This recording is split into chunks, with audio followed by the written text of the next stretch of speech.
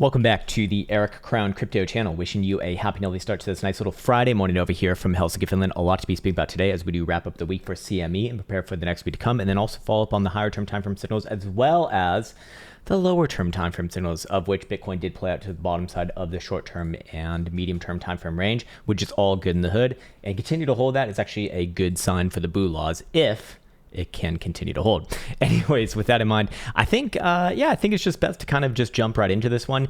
And let's start it off right over here with one of the higher term time frame signals that we've been following for about a couple weeks now on the 2-day time frame. And the 2-day time frame was actually closing last night, not tonight, but last night. This is getting confusing. The 2-day time frame closed last night, not tonight. Yeah, exactly.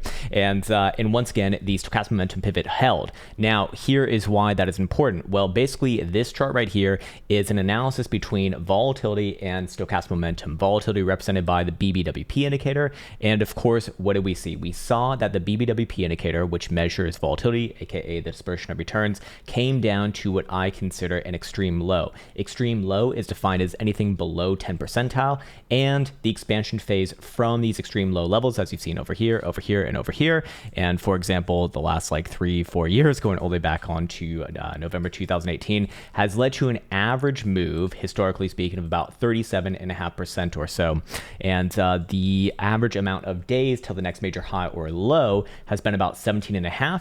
And the stochastic momentum oscillator has gone in the correct direction on that move for about just under 82% of the time.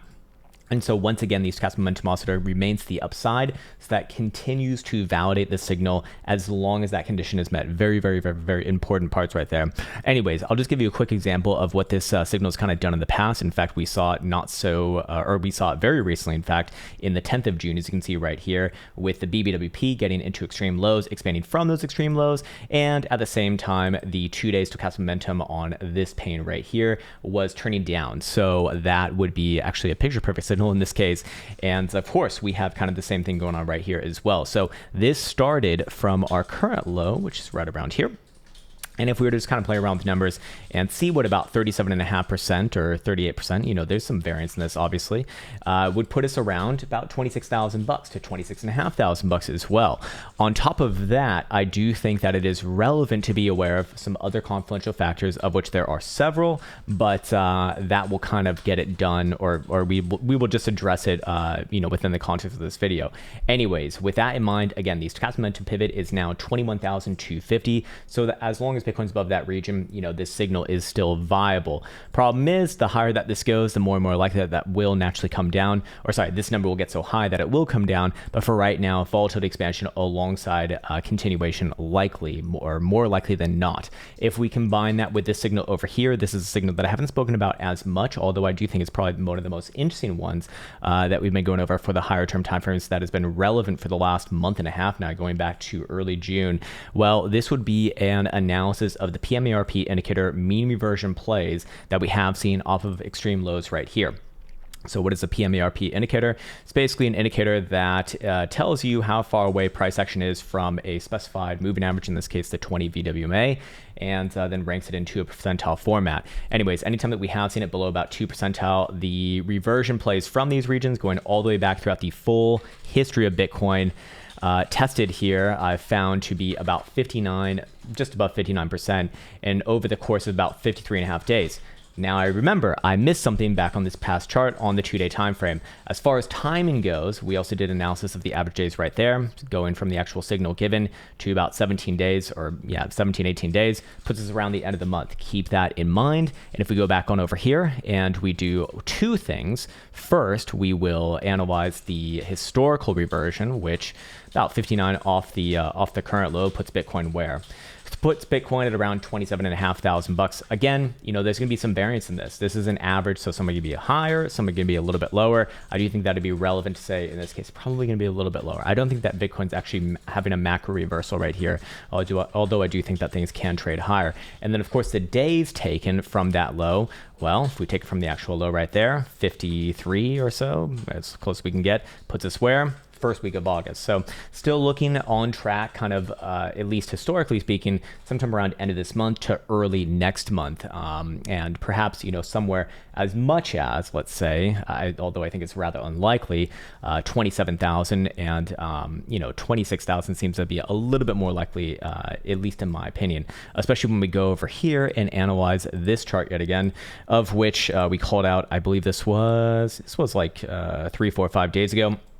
It was an ascending triangle price action as long as Bitcoin is above the resolution point, which is $22,500 on a daily closing basis. That is still viable, and that does have an intended target all the way up to about $26,500. Again, very confluential with all of the other facts that we did see, and also in alignment with the 1.618 Fibonacci extension.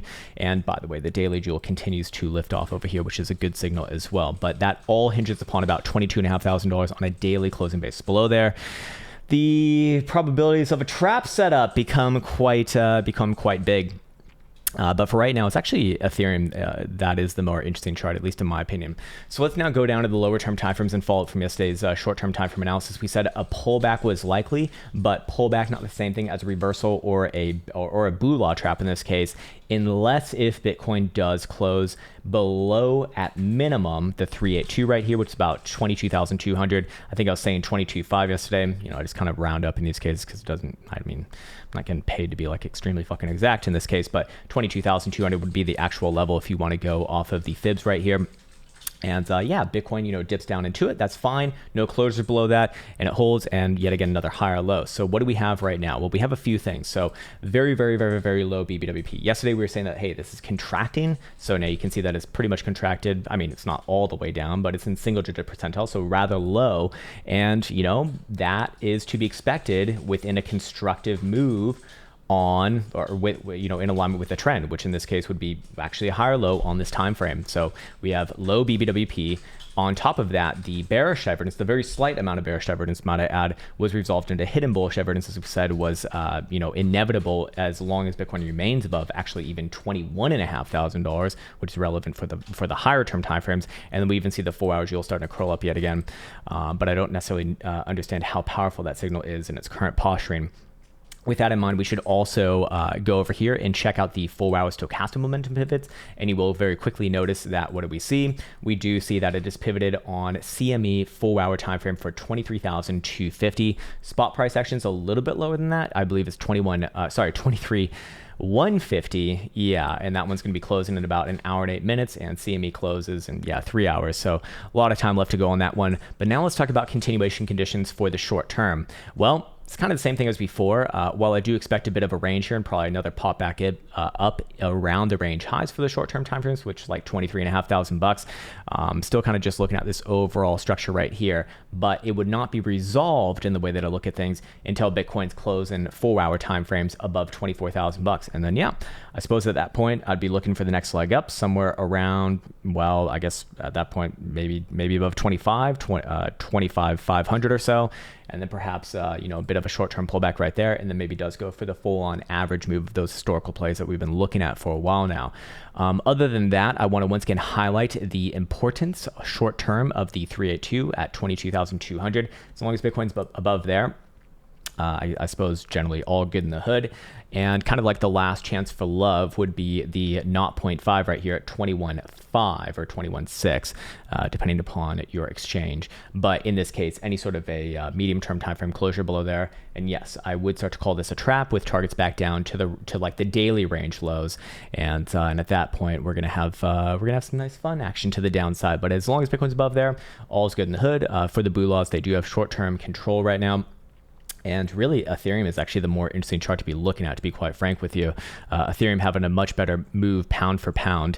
And, oh yes, that's the other thing that I wanted to address here. So we do have the weekly closing for CME today. So today will actually mark off the end of the week. And if we do go over here to the weekly stochastic momentum, it will have a chance to cross the upside for the first time, literally since basically like early February of this year, with any sort of a closure today above 19,950. So basically anywhere above $20,000 is, is decent, I suppose. And last time we did see it cross the upside, it was kind of a sluggish move to the upside, to be fair. From the low to the high, about a 43% move. certainly not bad. Did take about a month and a couple weeks to get going right there. Trying to look at other places where we saw it cross the upside from similar posturings. Actually, the last bear trap on the macro scale that we saw last July, in fact, so basically a year ago, did happen in that similar posturing, as you can see right here. And then, of course, we did see a failed rally attempt in 2019 right here. So, still a pretty decent rally, but ultimately did fail. And then actually we did see a macro low in 2018 right here, and then another failed rally attempt in 2018 June right here. Again, still going for about 48% off those lows, which is like kind of a lot. So I would look at this as a as a general signal that we probably do see a little bit higher.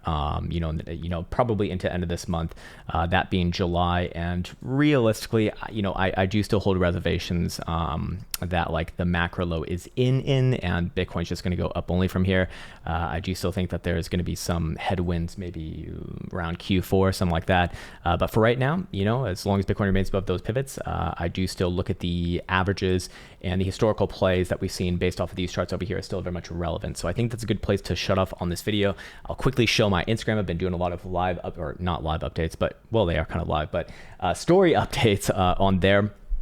Just in the early morning hours. Also got my Bybit show as well. They have a 0% maker fee promotion going on right now. If you use the link in the description below, that means that you don't pay any fees on any sort of limit orders that you get filled in at, off market, which is, just more money in your pocket, which is generally a good thing, or at least in my opinion, is generally a good thing. And then what else? Do you have anything else?